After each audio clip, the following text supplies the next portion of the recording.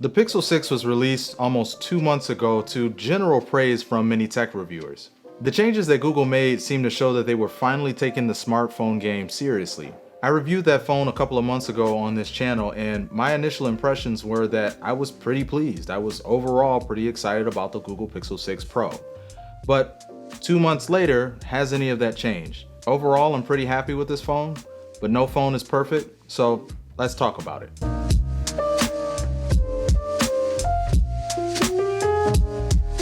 So first, let's double back to the build quality. One of the biggest complaints when this phone was released was just the size of the phone and how massive it felt in the hand. I mean, this phone comes with a 6.7-inch display, and in the phone world, yes, that is a big phone.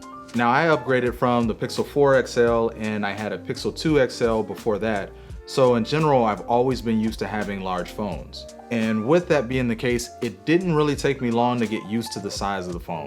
Now, there's some other caveats with that, but for me as a whole, I'm now okay with the size of this phone. I actually like having the larger display and the larger size of that phone. But here's where I have the issue. Now, I mentioned in my initial review that this phone is very, very slippery, and obviously that doesn't change with time. I don't fully understand why Google chose to go with the glossy finish and the glossy rails, because it just really makes it difficult to hold the phone. One of the solutions that I found to dealing with this slippery phone is to get a Dbrand Skin and just put that on there, because it helped really with some of the grip.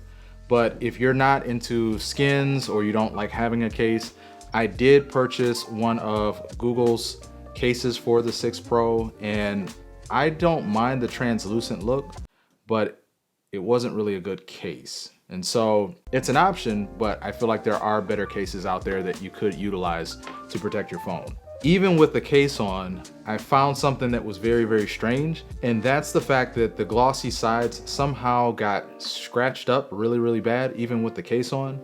Now, I'm usually pretty good about protecting my phones. I typically haven't had this issue with the matte rails that have come on previous versions of the Pixel, but for some reason on this phone, it chipped and scratched very, very easily.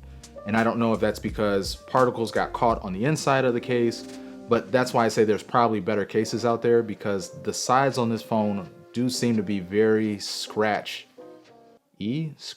or inclined to scratches. And unfortunately, it's not just the side rails. Actually, I have a couple of scratches on the screen as well. And this is supposed to be made with Gorilla Glass Victus, which is supposed to be the most scratch resistant and impact resistant glass that Gorilla makes. But within a couple of days, I found that I had scratches primarily on the curved edges and at the top of the screen. What made it a little bit worse is, being one of the first ones to get this phone, there weren't really that many good screen protectors out. And the fact that the screen is curved on the edges makes it really difficult to find a good screen protector for this phone. Now, I do like the way that the curved display feels in the hand when I'm swiping left and right, especially from the edges. But I really hope that for the next version of this phone that Google goes with a flat display like on the regular 6 for this very reason.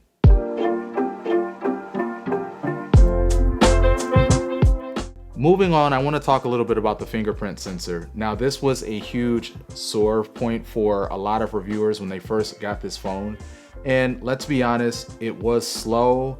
It wasn't very accurate, and sometimes you get locked out, certain fingers wouldn't work. And Google really paid some attention to that, because I've received 2 updates for this phone, both specifically dealing with issues for the fingerprint sensor. And I'm happy to say that Google has improved the fingerprint sensor on this phone, at least from my experience. I mean, it is faster, it is more accurate, and for me it works about 98 to 99% of the time. Even though it's not as good as an ultrasonic. Really wish they would have gone with an ultrasonic, maybe put it on the side of the phone in the power button. But I've gotten used to it, and I'm glad that it's something that Google has addressed and hopefully only gets better in the future.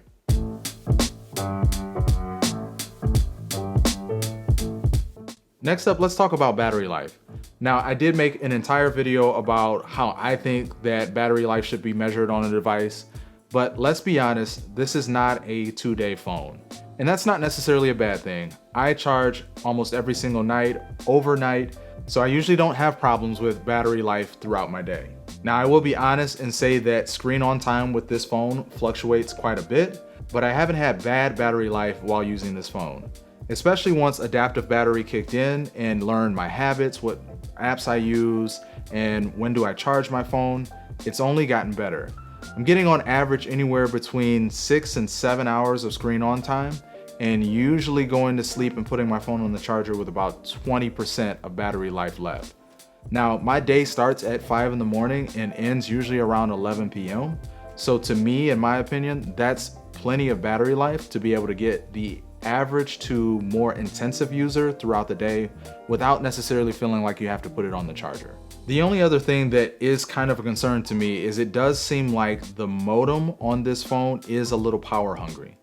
And I don't know if that's just because in my area 5G coverage is not the greatest, sometimes LTE coverage is not the greatest, and maybe it's causing the modem to have to work harder than it needs to.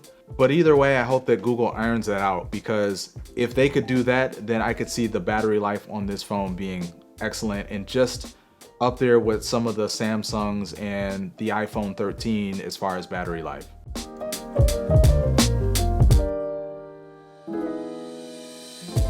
Now let's take a moment to talk about Android 12, because this released slightly before the Pixel 6 was actually out for sale and out into the market. And a lot of people have had different results with Android 12. Some have had very buggy experiences, and some have said that Android 12 is extremely smooth, especially on the Pixel 6. Now, I noticed that when I brought all of my information from my older phones over to the Pixel 6, I did have some issues with Android 12, some slight bugs here and there. But after doing a hard reset and setting it up like new, it ran really smooth. And then with the December update that we just received, where Google ironed out a few more bugs with the Pixel 6, it seems like it's gotten even better. So I don't think that Android 12 is holding this phone back anymore. In fact, I think that it is probably one of the highlights of this phone in the way that Tensor, which we'll talk about in a moment, handles everything on this device.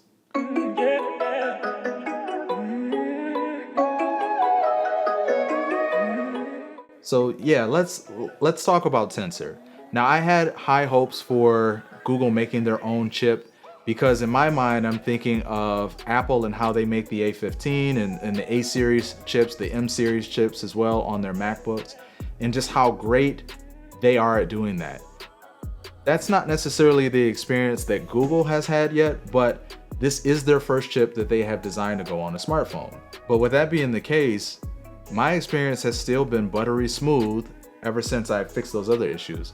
And I think that's in large part to Tensor.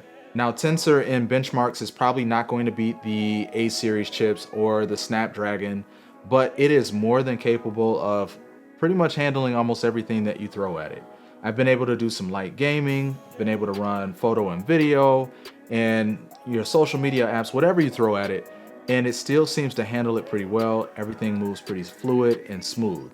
But I remember talking about before the phone was released that Google does not necessarily have to put out a chip that's super powerful.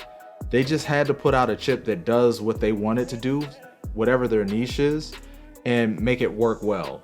And Google's niche is AI and machine learning, and that's what this chip was designed for. So if you notice, when it was released, a lot of the features that they released on the Pixel 6 have to do with AI and machine learning. They're helpful features, which I really love. Some of the most notable features that I've been using have been dictation and Magic Eraser. And with this recent update that Google put out, there's also more features that they added to the phone. So that gets me excited, because I'm looking forward to more features being added in the future and just seeing what Tensor can do, knowing that Google has full control of the software and the hardware. I'd overall say that we're just getting started and haven't fully seen what Tensor is capable of. Lastly, let's talk about the thing that probably everybody cares about when it comes to smartphones nowadays, and that is the camera. Now, in my initial review, I touted about how good the camera was, how excellent the pictures are. I mean, it's a Pixel, right? Pixel always takes good photos to me. I like the way that Pixel photos look. And video as a whole is better as well. but there are some slight issues that I'm still having with the camera. More specifically, the front-facing camera on this phone. Now, it's not a bad camera at all, but to me, it doesn't hold up quite to the Pixel standard, and that's for photo and video. For some reason, the front-facing camera seems to struggle a lot in low light situations that really aren't low light situations that some other phones handle pretty well. Some of my photos, and more particularly video, have come out pretty grainy, and I don't know if that's something that Google can fix in hardware. I'm really hoping that they can. Like I said, this doesn't necessarily mean that it's a bad camera. I mean, the rear cameras are phenomenal, but I just would like to see Google do a little bit more fine tuning, and I was hoping that this latest update that we got would fix a lot of those things, but it didn't, and I'm still gonna wait and see if they fix those things somewhere down the road. Now, if you're not familiar, the Google 6 Pro does use a 50 megapixel sensor that's been down to 12 megapixels. And so a lot of what's able to be accomplished by that phone is done with machine learning. That's why you see some of the photos will come out a little over sharpened, or they look very AI-ish, if that's a word, but they look very processed. I guess that's a better way to say it. I would like to see Google add a pro mode, because some of the raw photos that I've pulled out of this camera in this phone have been absolutely amazing, and when you edit them, you get some phenomenal shots. So maybe if they added a pro mode to the camera and allowed you to then edit it in the Google Photos app, that might be something that'd be really interesting, and I'd be curious if Google Tensor could handle that load. But I don't know, let me know what you think down in the comments. Do you like the camera on the Pixel 6? And if not, what would you improve about it? But yeah, that pretty much sums up my experience with the Google Pixel 6 Pro over the past 2 months. I still love this phone. It is my daily driver. I have not taken my SIM card out of it just yet. And I'm looking forward to seeing what Google does with the phone in the future, and even the Google Pixel 7 series when that's released sometime next year. But that's gonna do it for this video. Once again, thank you for watching. Please remember to like, share, and subscribe. Hit that notification bell so you get notified every time I go live with a new video. And with that being said, I'll see you guys in the next one. Peace.